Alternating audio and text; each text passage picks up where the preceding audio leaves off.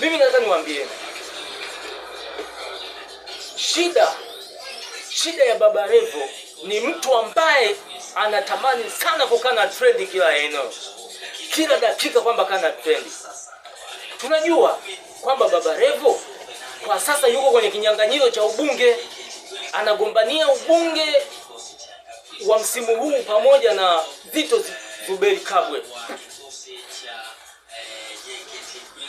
Sasa kwa hichi ninachokiona anachokifanya Baba Levo cha kuchukua video, picha ya mfanyakazi na mtoto wake, ikiwa kuwa kwamba mfanyakazi amtendei mema mtoto wake, akaiposti au akaishare kwa waandishi wa habari, hii sio swala sawa.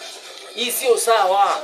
Sio sawa kwa sababu wewe Baba Levo unaenda kuwa kiongozi wa Watanzania, tena kiongozi wa wakazi wa Kigoma ambao ndio ndugu zako na ambao ndio inatakiwa wakuchague wewe.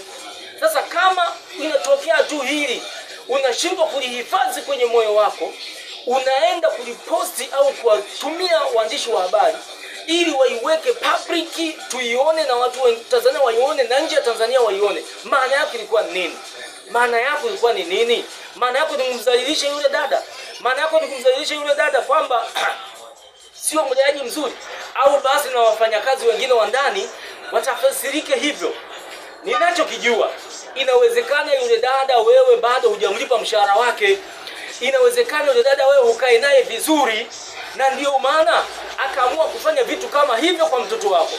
Kwa sababu kama yule ni mwanamke, ni mzazi, hawezi kufanya vitu kama hivyo automatically kwamba ndivyo anavyofanya, bali yawezekana kwamba amefanya hivyo kwa ajili ya kukukomoa wewe, na kwa sababu wewe mwenyewe humlipi mshahara wake, na wewe mwenyewe hukai naye vizuri, kwa sababu akili yako iko kwenye siasa, akili yako iko kwenye kupambana na Zitto Zuberi Kabwe.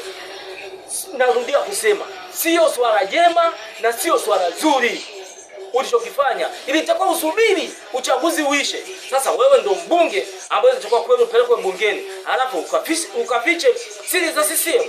Utaweza kuzificha siri za CCM?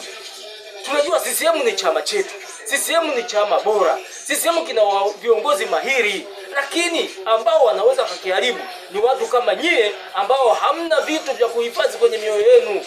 Kwa nini mposti yule dada? Kwa nini watumie waandishi wa habari hiyo clip?